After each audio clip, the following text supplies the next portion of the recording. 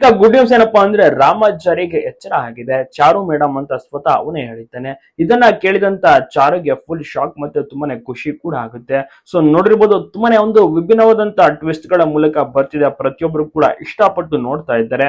ಒಟ್ಟಿನಲ್ಲಿ ಚಾರು ಮತ್ತು ಬಹಳಷ್ಟು ರೀತಿಯಲ್ಲಿ ಪ್ರಯತ್ನವನ್ನು ಕೂಡ ಪಡ್ತಾ ಇದ್ಲು, ರಾಮಾಚಾರಿನ ಉಳಿಸ್ಬೇಕು, ರಾಮಾಚಾರ್ಯನ ಬದುಕಿಸ್ಬೇಕು ಅಂತ. ಆದ್ರೆ ಈಗ ನೋಡಿ, ಅಸಲಿಯ ಒಂದು ಆಟ, ಅಸಲಿಯ ಒಂದು ಟ್ವಿಸ್ಟ್ ಕೂಡ ಬಂತು.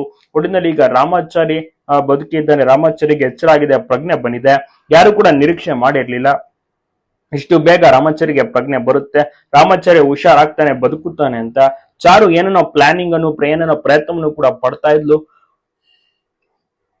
ಒಂದು ಪ್ರಯತ್ನ ಈಗ ವರ್ಕೌಟ್ ಆಗಿದೆ, ಅದರ ಪ್ರತಿಫಲ ಇದೀಗ ಚಾರುಗೆ ಬಹಳಷ್ಟು ರೀತಿಯಲ್ಲಿ ಖುಷಿ ಕೂಡ ಆಗಿದೆ. ಇದೀಗ ಅದ್ಭುತವಾದಂತ ಗುಡ್ ನ್ಯೂಸ್ ಕೂಡ ಸಿಕ್ಕಿದೆ ಅಂತಾನೆ ಹೇಳ್ಬೋದು. ಬಹಳಷ್ಟು ರೀತಿಯಲ್ಲಿ ಚಾರು ಅವರ ಒಂದು ಪಟ್ಟಂತ ಒಂದು ಪರಿಶ್ರಮ, ದೇವರ ಮೊರೆ ಕೂಡ ಹೋಗಿದ್ದು, ಇದೀಗ ರಾಮಾಚಾರಿಗೆ ಪ್ರಜ್ಞೆ ಕೂಡ ಬಂದಿದೆ. ಬಹಳಷ್ಟು ರೀತಿಯಲ್ಲಿ ಜನರಿಗೂ ಕೂಡ ಖುಷಿ ಆಯ್ತು. ತುಂಬಾನೇ ವಿಭಿನ್ನವಾದಂತಹ ಟ್ವಿಸ್ಟ್ ಗಳ ಮೂಲಕ ಬಂತು. ರೌಡಿ ಹತ್ತ ಸಿಗಾಕೊಂಡ್ಬಿಡಿದ್ಲು ಚಾರು, ದೀಪವನ್ನ ತರಬೇಕು, ಸಾಕಷ್ಟು ರೀತಿಯಲ್ಲಿ ಪ್ರಯತ್ನವನ್ನು ಕೂಡ ಪಡ್ತಾ ಇದ್ಲು. ನಂತರ ಕೃಷ್ಣ ಹೋಗಿ ದೀಪವನ್ನು ಕೂಡ ತಗೊಂಡ್ಬರ್ತಾನೆ. ಆಮೇಲೆ ಚಾರು ಮತ್ತೆ ರಾಮಾಚಾರಿ ಇಬ್ಬರನ್ನು ಕೂಡ ಕಾಪಾಡ್ತಾನೆ ಕೃಷ್ಣ. ಎಲ್ಲ ಒಂದು ಸತ್ಯಗಳು ಕೂಡ